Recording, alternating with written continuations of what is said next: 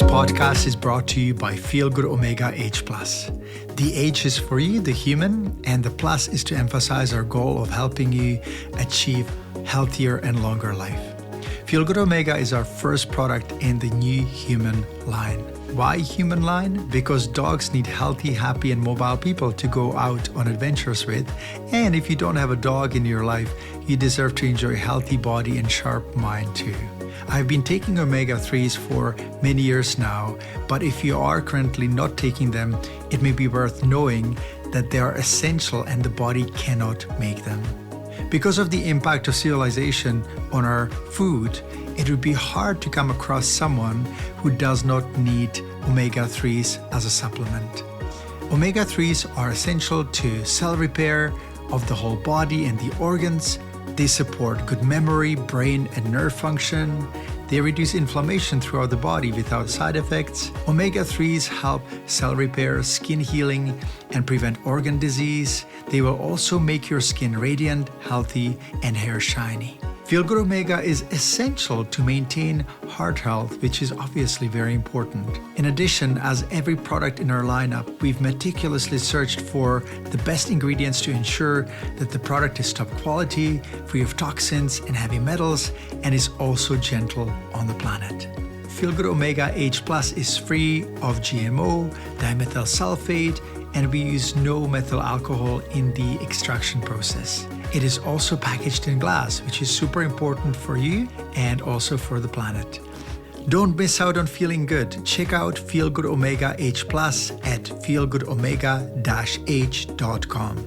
Again, the website is feelgoodomega-h.com.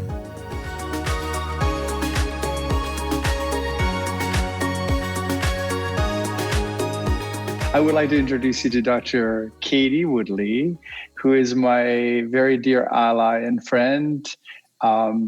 We have been in touch this year. We have kind of discovered each other in search for, support and it feels good, right, to have actually like-minded people in our lives. So Dr. Katie has been practicing veterinarian in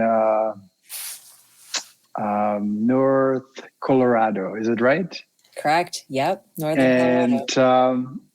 And she has been, or you have been, it's funny to talk to you in the third person. So I'll just say you have been practicing and also helping dog lovers around the world to be empowered. And today we're going to talk about what you do and what dog lovers could do and cat lovers could do to keep their dogs healthy, and how to navigate the confusing world of veterinary medicine, especially now, right?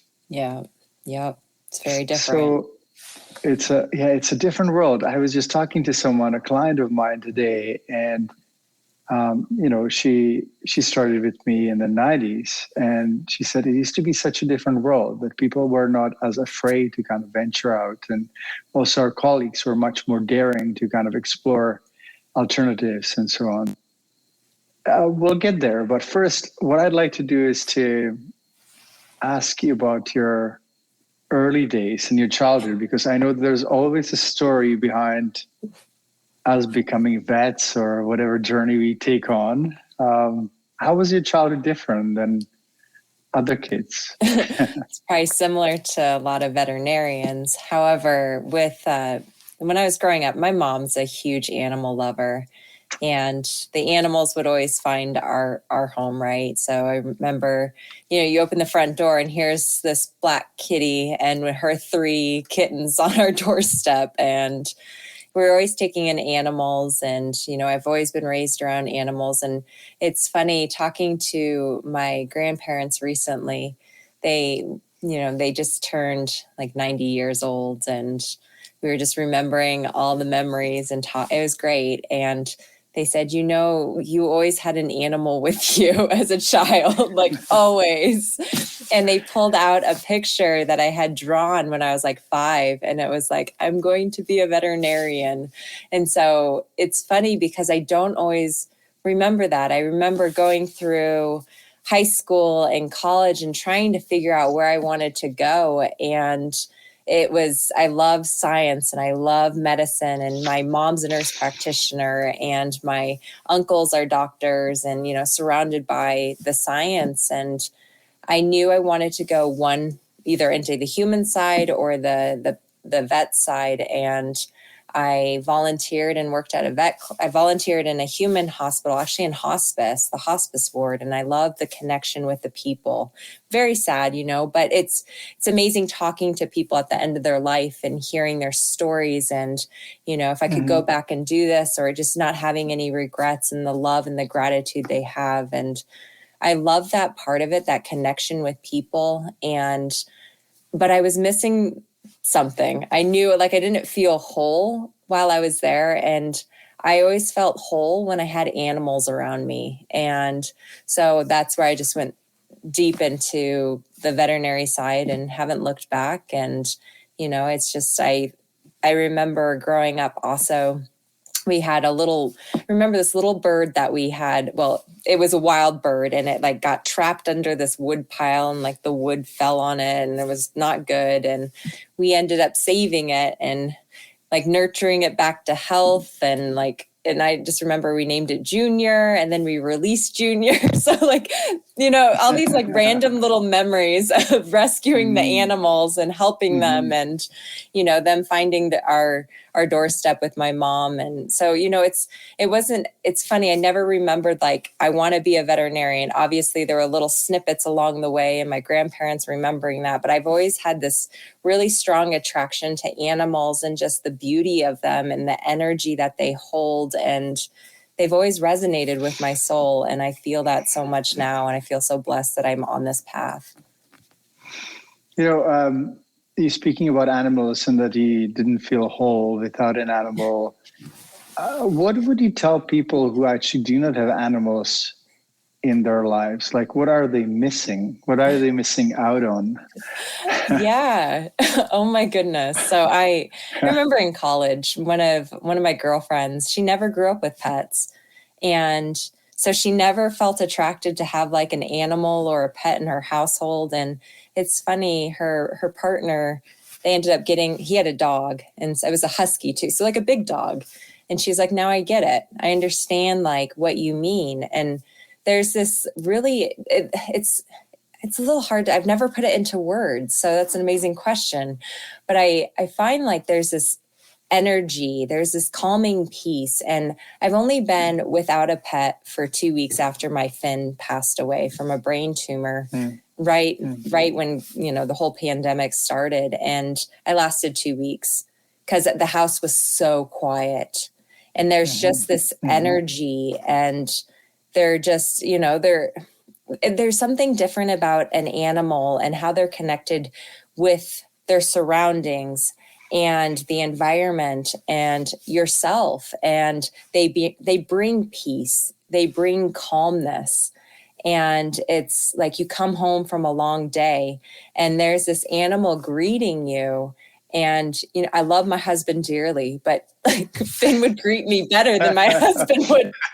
So I love you, Ryan. Don't get me wrong. But, I think any animal lover knows that and they feel that. And I think sometimes if people haven't been raised around pets, they don't know what they're missing out on. And then they get a pet or they experience something like my friend in college. And it's oh, wow, there's something very different about having these dogs, these cats, other creatures. It's not just dogs and cats. People talk about rats and, birds, and there's something very powerful about their energy and the peace that I feel personally when I'm in the presence of those pets.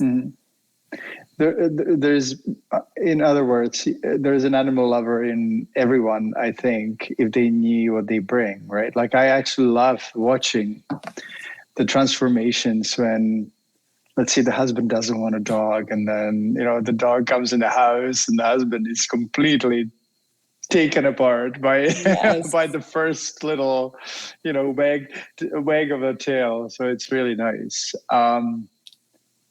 So you talked about Finn, and I know that it may be hard to get back there, but we all have most of us have gone through the losses.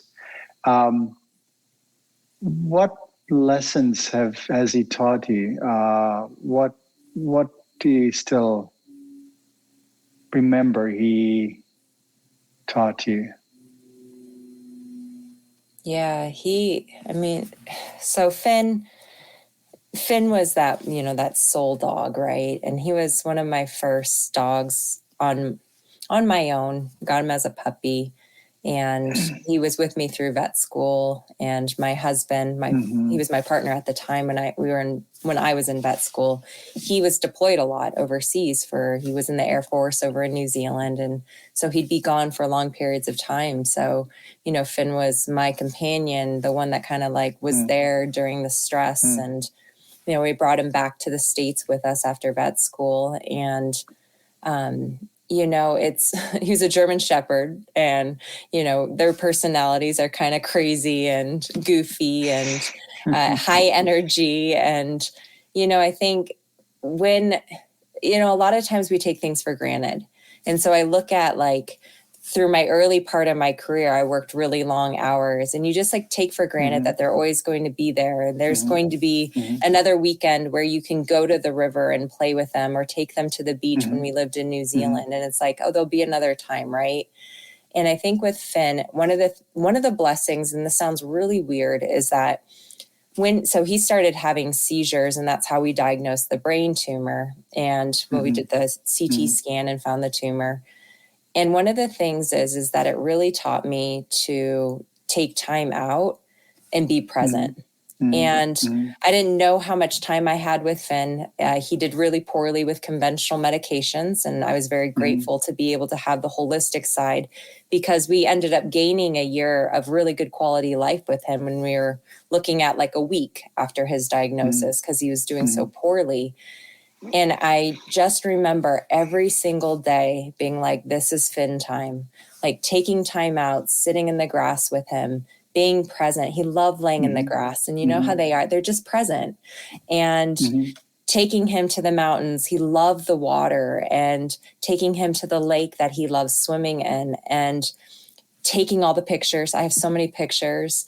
And it's one of those things where it taught me now with my 2 cats that I'll probably run by and do something crazy during this, like be present with them. You don't know how much time we have. And it also really taught me that for people, like especially right now, right? We don't know how much time we have. We don't know what the end will be like. We don't know if we're going to see our friends. We don't know if we're going to see our parents again, if you still have parents. And he really taught me just to be present, to be grateful for what time we do have, and make the most of each moment. And the other thing he taught me too, and this is something where he lives on in like the mission of my business, is like, just don't stop. Like if you hear like there's nothing more you can do, keep asking those questions. And that's something that, stumbling upon holistic medicine in my, like as a veterinarian, it's because we didn't stop at just hearing no for my husband developing an autoimmune disease. And I'm so grateful that I didn't just say, well, Finn, that's it. Like all we have is conventional medicine. The specialist said this is it. And I look at that every day, and I hear that. And I know, Peter, you hear that with your clients. Like I walked out with no hope. And Finn gave me hope. Finn gave me hope that there's always something else or something you can try. It may not work, but it's worth pursuing.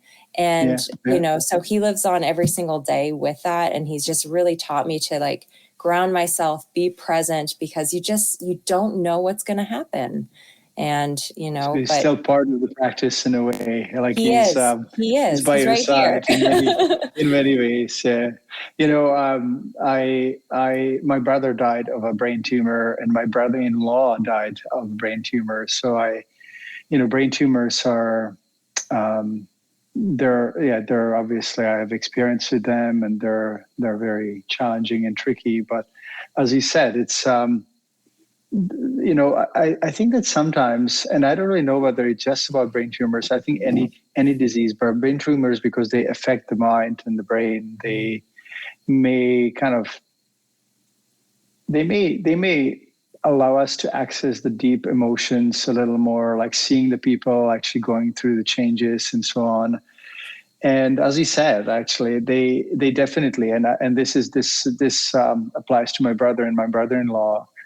It actually, on some level, brought me closer to them, and I'm sure that he probably feel the same way about Finn. And the result of that is that we really actually are more willing to stop and do nothing and be with those we love. So that's really beautiful. Anyway, I know that you love to understand the science of things, but you also obviously are holistic and practice Chinese medicine and herbal medicine and many other techniques. What surprised you about medical science the most? What was the biggest surprise? Like, let's say, you went to vet school and you had certain ideas about what you're going to do and how it's going to be. And then, then you graduate, and then what surprised you? What was the biggest surprise? I think I wasn't really expecting to not find all the answers. Like, there's that, you're telling patients, like, especially like allergies and cancer and pain and these chronic illnesses, you get to a point and there's nothing more you can really do with conventional medicine. And medicine's advancing, but you're at this place, and it's this awful place, right, where you want to help more and you're frustrated that you can't do more, and you keep searching for more answers, but there's nothing there. And so that your client, your patient is stuck, and you feel stuck. And I feel like that was a big kind of awakening, like, I thought I'd have the answers for like using medicine, and like we've come so far with all the medical advances, and that was really frustrating. The other thing that was really frustrating and like a big surprise was, especially now in this space, and really, really being proactive and kind of speaking out and teaching and educating, is how close-minded people are to learning more. And I know I'm opening up a can of worms, but like, I think it's just, there's this other world of medicine that can't always be explained right by what we talk about science, but it works. Yeah, that's the thing. Like, it works. We see it every day. Yeah. Like, that's what I use in my practice. Like, that's why I went this route, because it was so much better to give people options and tools and things like that work when you're stuck, when you're treating symptoms, and you shift your approach and you look at what is the root problem and why did something go wrong, and we ask better questions. And so I think that was, I didn't realize it at the time when I was going through it. I just felt the frustration, and then I started seeking other answers. And that's when I stumbled upon like this entire realm of holistic medicine and being able to integrate it into your conventional or your Western medicine. So how, you talked about the close-mindedness, or why do you think that is? Like,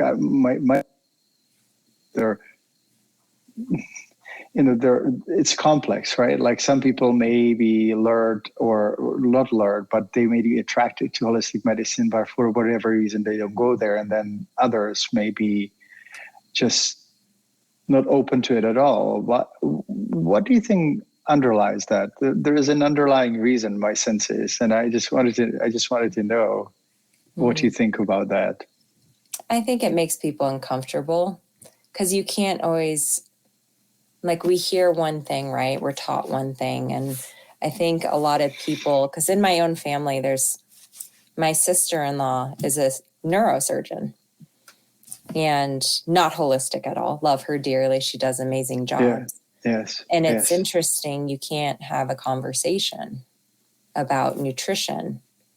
And so and I think there's what's happened too, I think, with medicine, and a lot of times if you are talking to a practitioner that's specialized, there's this disconnect from the body and the it's connection. A tunnel vision. Yes, we focus on, like, I do the heart, That's all I know. And there's no connection to how does the heart affect the brain? How does the heart, how's the microbiome affecting the heart? And how do the emotions affect the heart? How exactly do the missing nutrients affect the heart? All yes, that, right? yes. Yeah, And yeah, the thing yeah. is that it's not taught, that connection. And so you Mhm. focus on how the heart works, you focus on the physiology, you focus on the drugs that affect the heart, and that's it. And I think it Yeah. makes people uncomfortable in engaging in those conversations on this is a body that's in an environment, that's in an ecosystem, that's being affected by other things. And it's just not taught. Like we weren't taught it, or I wasn't taught it in vet school, all the Mhm. different connections and how Mhm. everything interacts. So I feel like there's some of that. I also think it's the different way of thinking. I think it does come back to making people uncomfortable, and you don't like being different, right? Most Yes, people being don't like being different, right? different. That's hard. Exactly. Because being different means that you're outside of the core group. I know that going to a conference, right? Everyone likes to talk about the same things the same way. And it's scary. I think you just hit it right on that people are afraid to be ousted from that core group, right? And that's actually the greatest form of punishment for humans, to actually be marginalized and outside, right? And that may be one of the reasons why these times are so difficult, because as soon as people have a different opinion, they are marginalized quite often. So it's when you kind of look at the core reasons for why it's happening, it really may be about us being afraid to be alone, being ousted, not being part of the group. And in vet school, right, they teach us that if we don't know, that's a big problem, like we fail.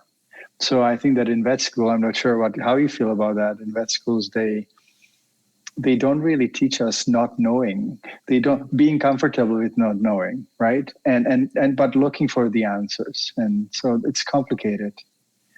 Um, how if you give our viewers and listeners an advice how to find a good vet, how would they recognize a good vet?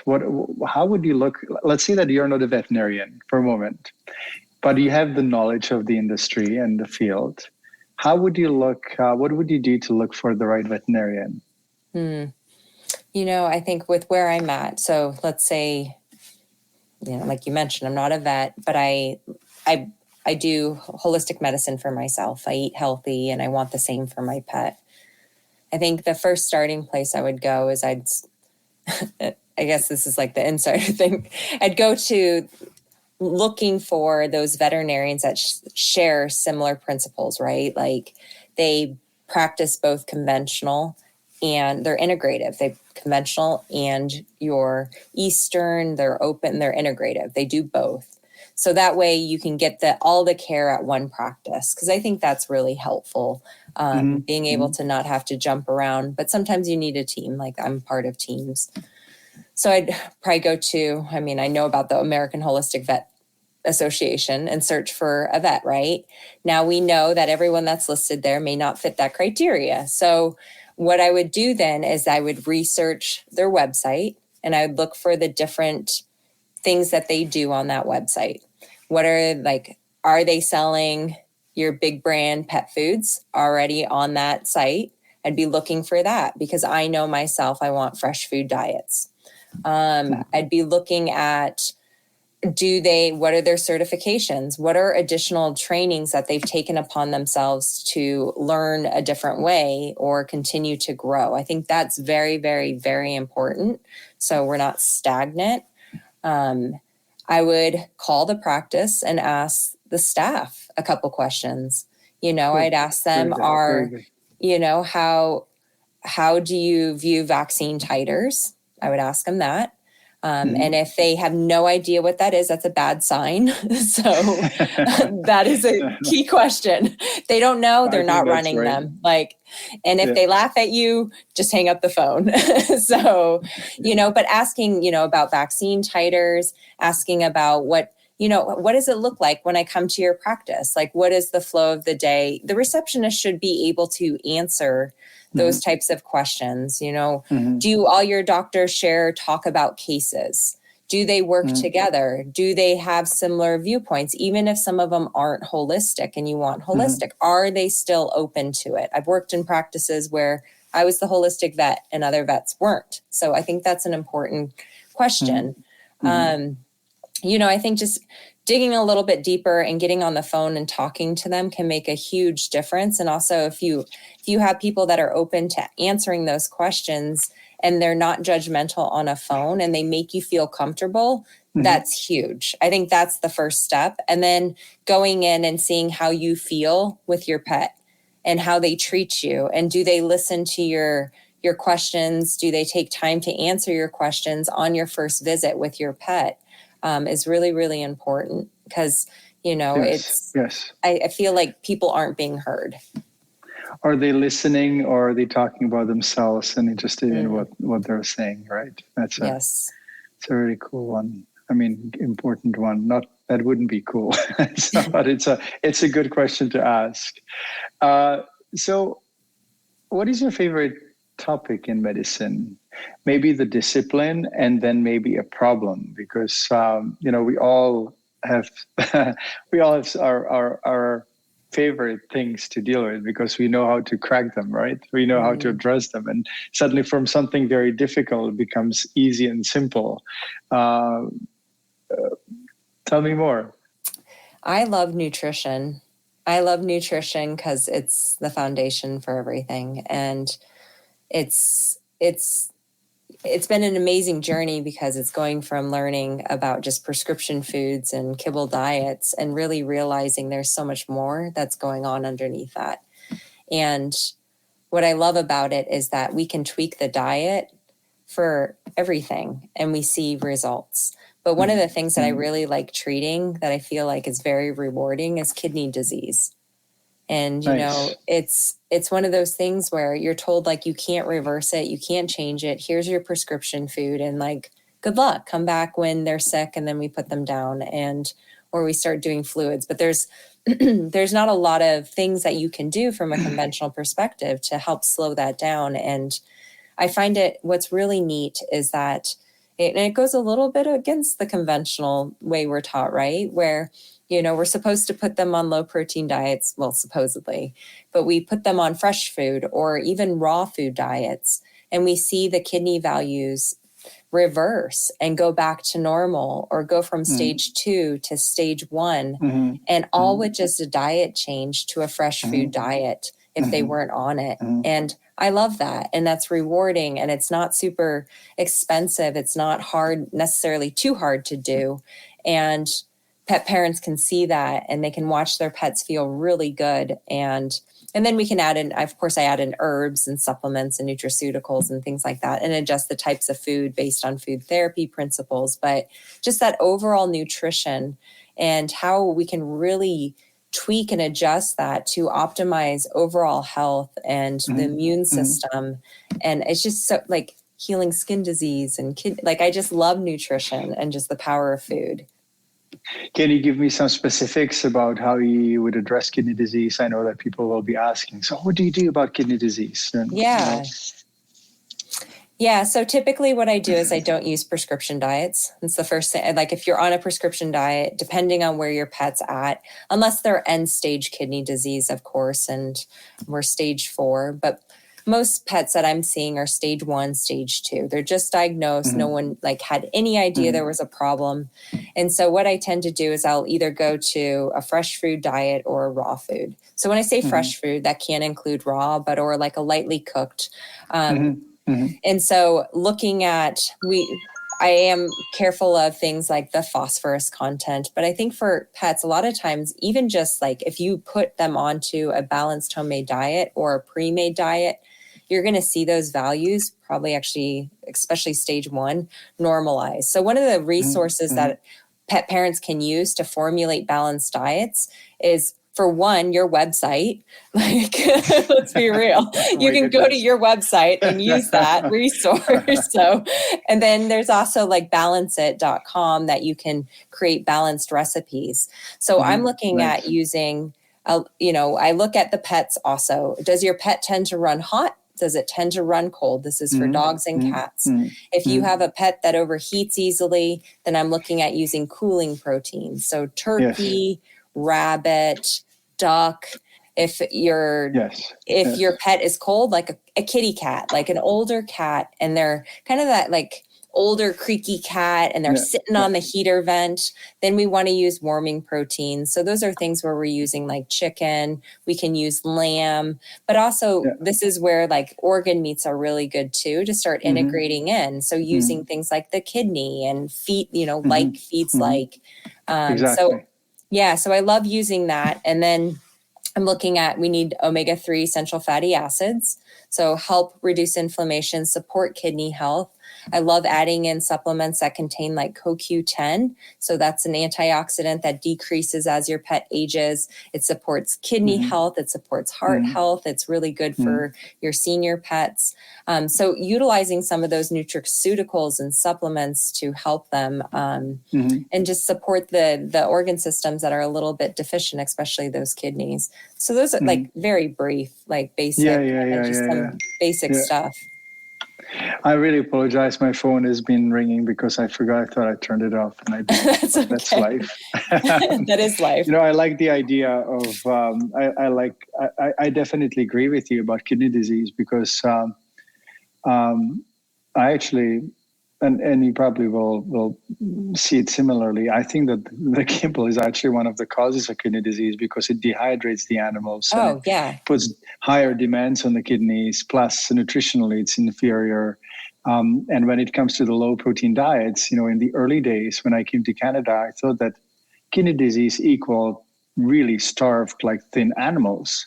And then I started feeding fresh food to the animals with kidney disease, and they didn't lose weight. So basically, the so-called prescription diet, I don't think there is anything prescription in them, actually starved the animals of protein completely, and they look like bone racks. And it has nothing to do with kidney disease.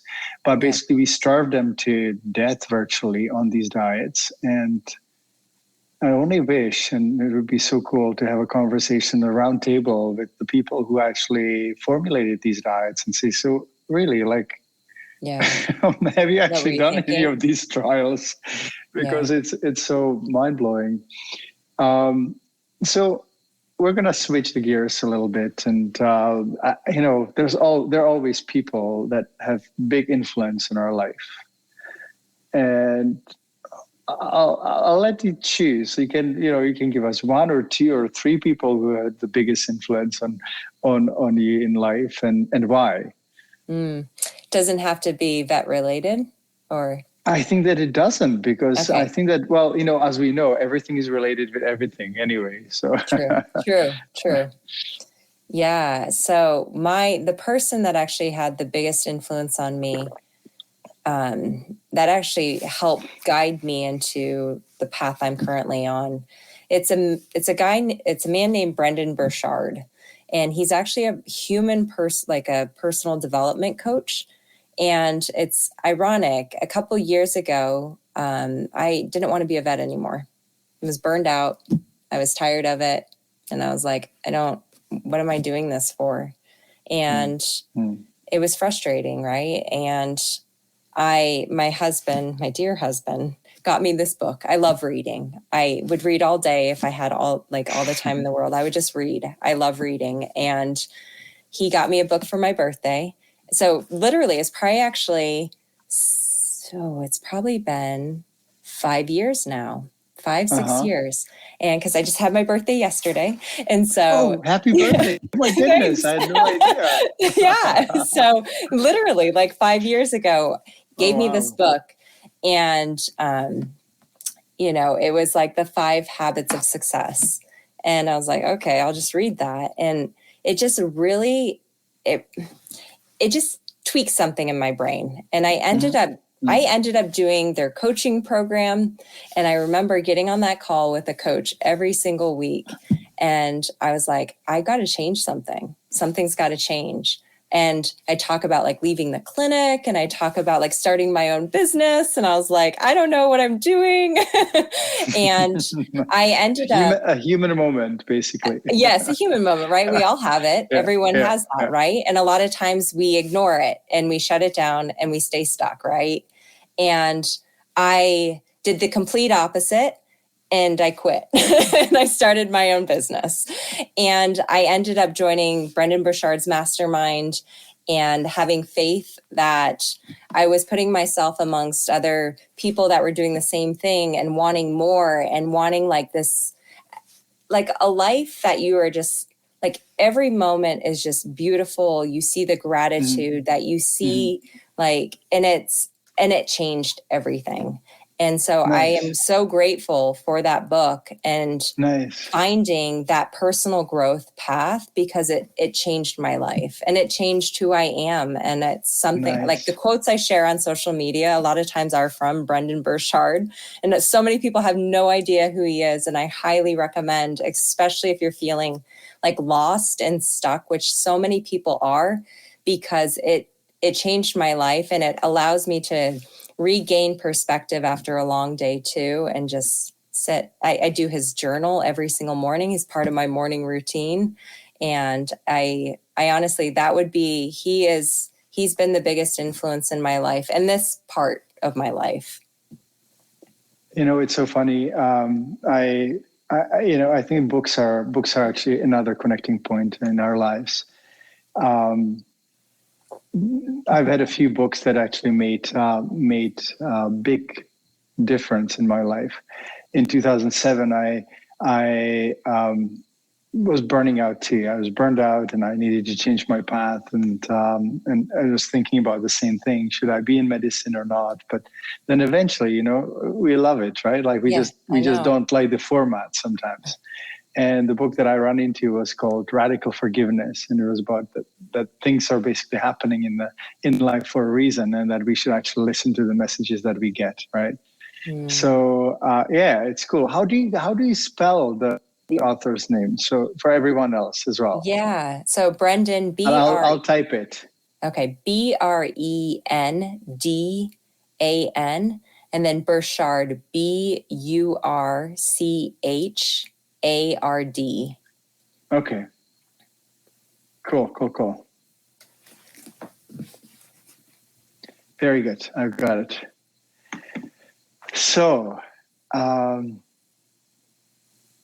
was there an aha moment in your life? Was this the aha moment with the book, or were there any other aha moments when it comes to anything? You know, people often expect that veterinarians will talk only about medicine and healing and health, right? But I think that unless we kind of grow on a personal level, we cannot become good healers or the best healers we can be. Aha moments are important. Yes, they are. And my aha moment, one of the big ones, and it, changed the trajectory of our lives, was when my husband developed an autoimmune disease. And that was like that's related to health, but that was the day everything changed. And, I'll never forget sitting in that room with him and hearing that diagnosis. And we talk about how he felt, but I can only imagine, based on how I felt, how he felt. And I think that was the moment that you realize that there has to be something more. And that's where I love reading, and I love learning about the body and the human side and all of that. But it's also one of those things where this goes back to like the personal development and personal growth and like your mental space. If we don't clean out the garbage, essentially, right, from all the past, all the traumas, all the things that have happened, we can never achieve optimal health. And that's the hard part. And that's something that every day, like coming up against that And, with my husband and his journey and being a big part of that is looking back at, okay, why wouldn't your body heal? Like, what else is trapped? And like, there's something more. And it doesn't mean that you have no other options. It's just that you need to tweak. And I think that's learning that and recognizing it and accepting it and being okay, like that it's not always straightforward. It's going to be up and down. Was a really big moment because I like control. I'm not going to lie. I like being in control of things. Like it makes life easier, right? When we feel in control. Yes, but yes, sometimes we're I not, understand. a lot of times We we're all like not. that, right? We like to understand why things are happening.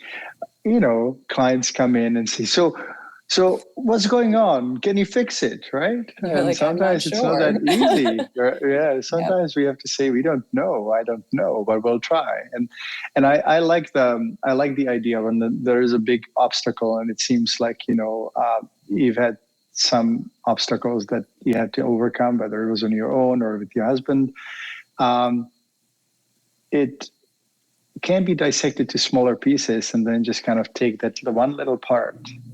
And I think that this is something that we learn in veterinary medicine, that something that is, most cases are kind of overwhelming, right? These days, like they're complex, there's a lot of medication, a lot of problems going on, and the body at certain points starts kind of falling apart. And I always say that when it becomes overwhelming, we just go step by step, like dissect it to shorter pieces. Let's say go by hour, or by day, or by week, as opposed to looking ahead what's going to happen in a year. And that makes it a little more handleable, if it's an English word. Yes. So, Katie, you've been a real connector. I know that you've been interviewing veterinarians. I was one of the victims some time ago.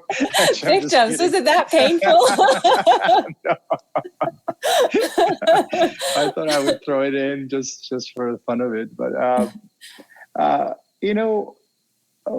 what do you get out of connecting people, and why do you think it's important? And besides doing your veterinary work, obviously you've been doing that. You've been a connector. So what do you get out of that?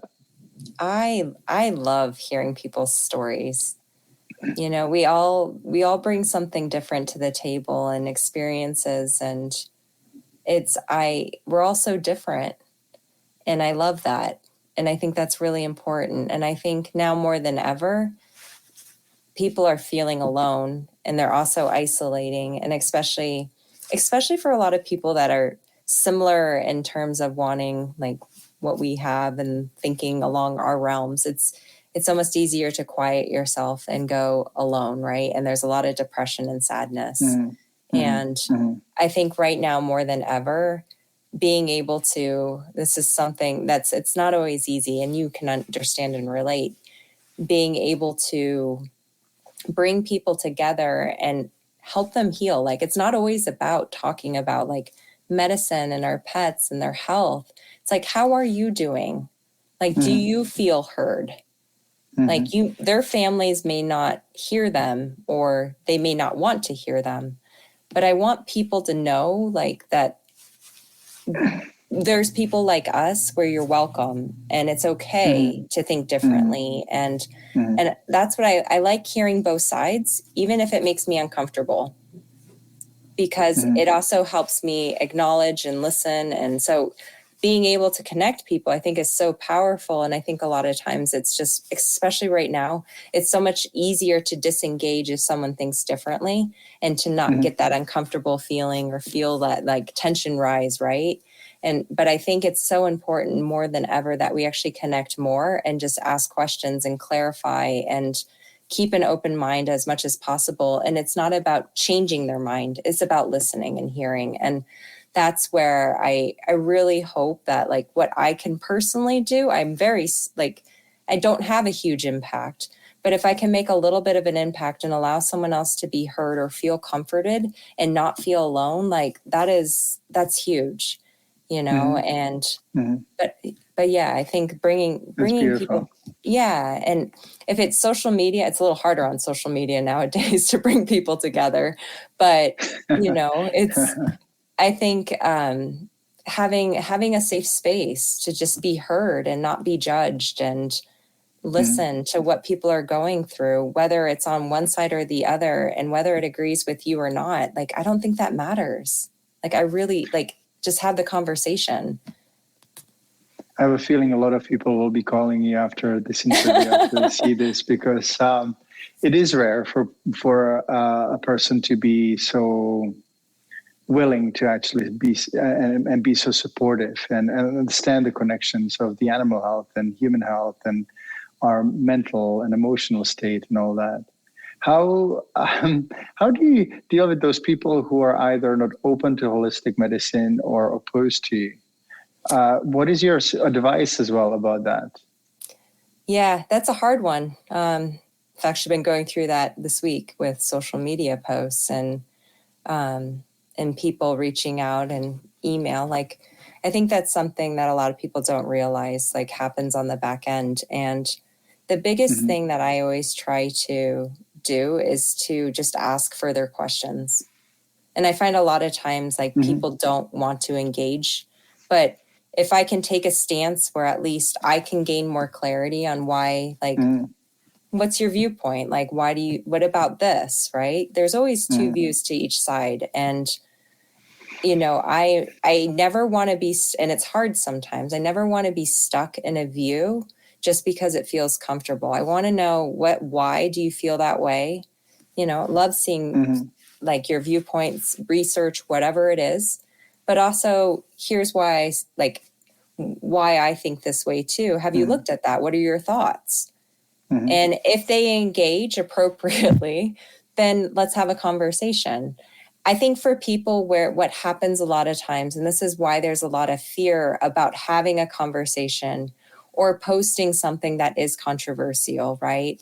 Talking about like health right now and looking at why aren't we having a discussion on what are the root causes? Why aren't we talking about immune health? Why aren't we, helping to heal, right? Give you the tools to optimize your health, to protect you, right? I think so many people are afraid to post that because you do get an onslaught of people. And I think what happens is people start doing personal attacks. For that type of situation, because it happens all the time to me, is you can ask them why they think that. And if they continue to personally attack you and they're not addressing the topic, I move on. You can't engage with that. I have a feeling that people actually, those who react really strongly, it's just another form of fear, right? Because if people are, or they fear that they've done either something wrong, or they fear for their safety or for their health, and the decisions that they're making are really some of them are irreversible. So they actually have to feel comfortable, and they don't want anyone to suggest that they made a mistake, right? And I understand that, but we've had over the years, we've had a few people in our community, and they were not easy, and sometimes they were right down abusive, and my team would sometimes come to me and say, we have to fire this person. This is not right. And I say, why don't we just take this person as a little bit of a project and see what they're really worried about, and see whether anyone ever listened to them and understood their fears and worries. And some of these people, and this is, I consider that one of our biggest achievements, some of these people just turn around so beautifully when actually they feel safe and when they feel understood, and for their opinions, even though they may have a very different opinion from ours, right? And then suddenly they're a little bit more open to changing their views and maybe their animals' plan or health plan or the way they approach things. So it's really interesting. Even anger is actually on social media is fear. So when we kind of take it that way, right, it's a little easier. But yeah, I don't really know whether I get really upset about things online anymore. I just think that there's a point of numbing. Well, you grow a thicker skin too, right? As you go through it, and you do a lot of social media and a lot of talks, and you also present different views. And I think there's going to always be someone that doesn't like that view, right? And it's for depending on various reasons, and whether it is because they are fearful or they did do something that they can't reverse, right? Something's in your body, you can't get it out. And there's that. And I agree 100%. It goes back to our survival mechanism, right? What are the things that we need most, like the love, the survival instincts, the fear of being alone, being abandoned? Do we have food and water, right? The basic survival needs that we have. And no, I love like how you said, like looking at them and really shifting focus and trying to figure out why. I think that takes a step further, taking people off of the social media platform into a more private space, because it just escalates. And that's a big problem with, I think, the way you have people then jumping in, and it's just like, it's like a snowball effect, and it just turns into a storm. And I think there's the ban button. Yes, I've used a few of those. I've used that a few times. Some of it may not be even people, right? Or it can be some sort of troll who actually, who has been hired by some sort of entity to actually disturb. And division is a dangerous paradigm. I know that we don't want to talk about this topic much, but still, I think that it helps. Well, at least I'm always conflicted talking about loss and how to deal with losing. But is there any suggestion or recommendation you would have for people when they see that their animal is reaching the end of their life? And, we all will get there and have been there. What do you suggest? What is your way of dealing with it, or what do you tell your clients when things get rough and difficult? Yeah. I think the hardest part for us, it's a blessing and a curse, right? Being able to make that decision on when your pet's life can end. And we can help them pass, peacefully, hopefully with, the help of a veterinarian. If, they're not going to if like it drags on. And I think one of the things that I give for my clients is, having a good day jar and a bad day jar, and getting cotton balls and being able to objectively place a ball into that jar each day. And it removes that like feeling, because this always happens it happens to a lot of people at the end. You've made the decision, you've come to terms with it, and you're like, today is the day. And then what is your pet like? They're like eating again, and they're like excited. They got like this burst of energy, and you're like, I'm making the wrong decision. Why would I put them down? And I think having, like, if your bad day jar is full compared to your good day jar, you can look at that and go, I get to be with them on like the day they're feeling good and when they're going to go to sleep, and I get to hold them and I get to be with them, and their last memory is with me. And so I think that helps people with that emotional side. I did I have a YouTube video. I actually filmed it a week after Finn passed, and it's about grief, and it's about the resources and the tools to help you, because that feeling, and I very emotional in it, not gonna lie. It was a week after Finn passed, but I had so many other clients going through it and friends that lost pets. And I've done like talks with a nonprofit about cancer and the end of life. And I was like, people need these resources, because sometimes your pet is the only thing you feel like you have in your life, and then they're gone and there's nothing else. And having those resources is key. So people can go to my YouTube channel, Dr. Katie Woodley, the natural pet doctor. And it's one of the top videos. It's a grief video. It's like a workshop. So there's resources there to guide people. And there's some poems. I might cry a lot, so just FYI. But it's one of those things where I think if we can look at our pets, and I think, once again, take the time to sit and be with them and remember all the good things. And the biggest thing also is allow yourself the grace to feel the grief. however it feels right. If that means like yelling and screaming, yell and scream. Everyone, if you cry for a year, that's okay. Like there is no right or wrong way to process grief in terms of like with our pets, and each person will be different. Each pet will be different. And so I think that's really important to honor that. And if someone says like, why are you still crying over your dog? It was just a dog. They don't understand. And most pet parents will understand that our pets make a huge impact. And when they pass, it's one of the hardest things we experience in life. I know. I totally I totally agree with you. I like that you encourage people to express the emotions. I am a big believer in the fact that when you hold emotions back, that actually becomes stronger, but they also become more damaging and harmful. When I lost Sky, our first dog, he kind of helped me through the difficult times of building the practice and then leaving the practice and building the online presence and all that. When I learned that I was in Norway checking out the manufacturing of one of our Omega products, and I got the call that I had to come back. And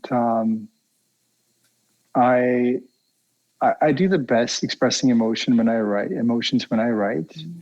And so I basically sat on the flight and I wrote a letter to him, and I cried the whole time.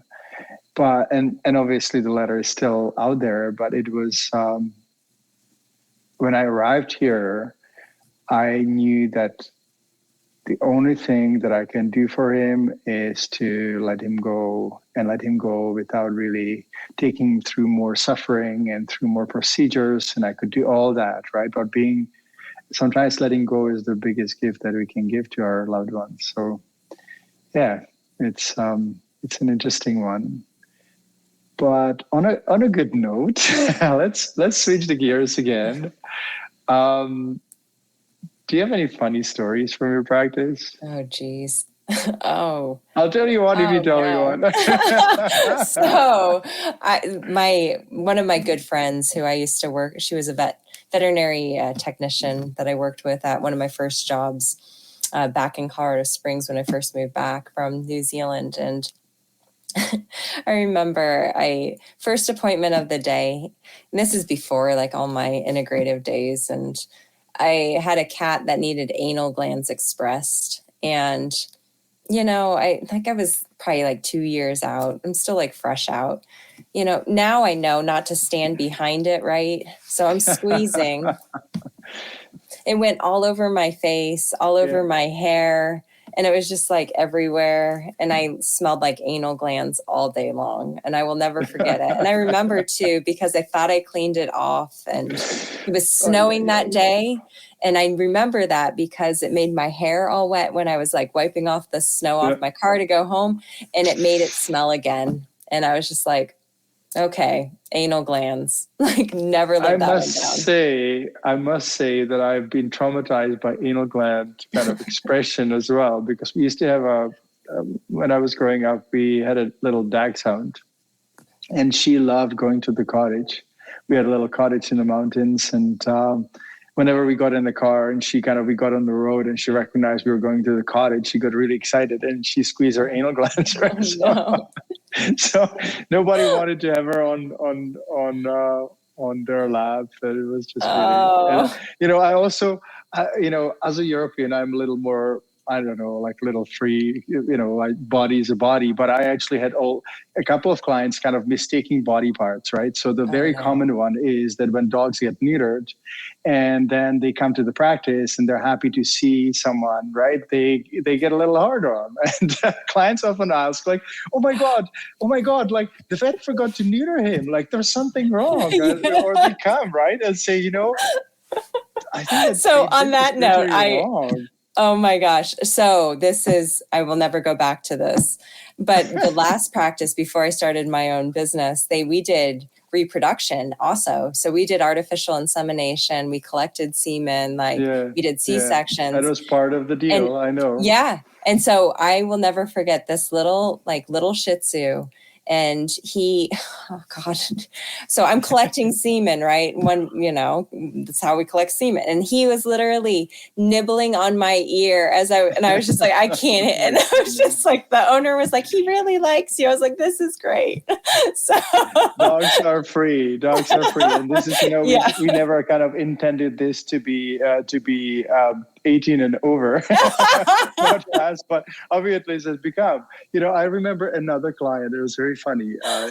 She was, I'm just going to say she was, or she is, her husband is a doctor, and she's well educated and so on. But, one day she actually adopted a new female dog, and she pointed to her private parts and she goes, "What is that? Is that a belly button?" Oh no. So it's like nipples, right? People trying to pull nipples off for ticks, and you're like, no, it's a nipple. Stop pulling it off. So I think that everyone who gets a dog will have to kind of take the anatomy book out and say, okay, this is it, and that's what it is, and so on. But anyway, I think that we should end on a funny note, right? So thank you so much for coming. This is great. And is there anything else? Where can people find you? That's actually one thing that I wanted to ask you. Yeah, so people can find me at thenaturalpetdoctor.com. I also have social media on Facebook and Instagram, and then, of course, my YouTube channel, Dr. Katie Woodley, the Natural Pet Doctor. So a lot of content there for people to dive into.